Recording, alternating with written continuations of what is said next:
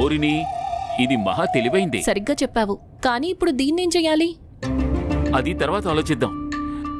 ముందు ఈ చిహ్నం గురించి తెలుసుకోవాలి. తాత, దీన్ని మళ్ళీ ఓసారి చూడు. ఏమైనా గుర్తొస్తే వెంటనే చెప్పు. చూడు.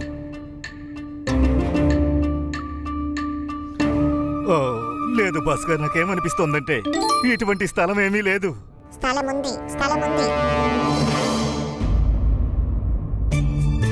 ఓరిని చిలక మహాశయ, ఇటువంటి ప్రదేశం దగ్గరలో నువ్వు ఎప్పుడైనా ఎగిరావా?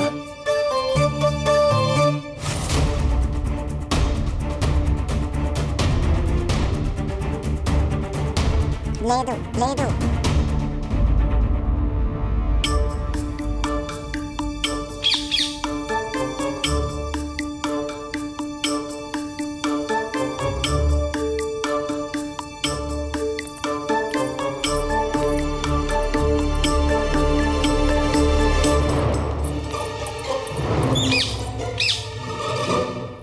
తాత, ఒక విషయం ఆలోచించావా?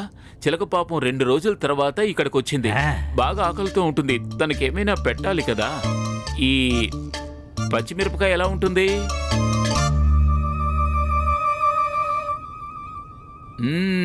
మిరపకాయ.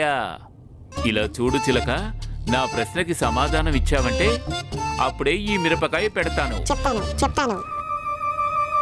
మరి చెప్పు, ఈ చిత్రం గురించి నీకు ఏం తెలుసు? నల్లని కొండ గుహ. నల్లని కొండ గుహ. ఏ చిలక, ఖచ్చితంగా తెలుసా? అది నల్లకొండ మీద ఉన్న గుహేనా? కానీ ఈ నల్లకొండ గుహ ఎక్కడుంది తాతయ్య? తాత అనొద్దు నన్ను. నువ్వు విషయాన్ని తప్పుదోవ పట్టించావంటే నేను ఊరుకోను. అది దట్టమైన అడవిలో విజయనగరం సరిహద్దుల్లో నల్లని కొండ మీద గుహ ఉంది. అది అది అది అది అరే గుగు ఏమంటున్నావు? నల్లని గుహలోకి ఎవరు వచ్చి వెళ్లరు. ఎవరైనా అక్కడికి వెళితే వాళ్ళు ప్రాణాలతో తిరిగి రారు. ఎన్నో ఏళ్ల నుంచి ఇలాగే చెప్తున్నారు. ఎన్నో వేల నిర్దోష వ్యక్తులు అక్కడ మర్మంగా హత్య చేయబడ్డారు.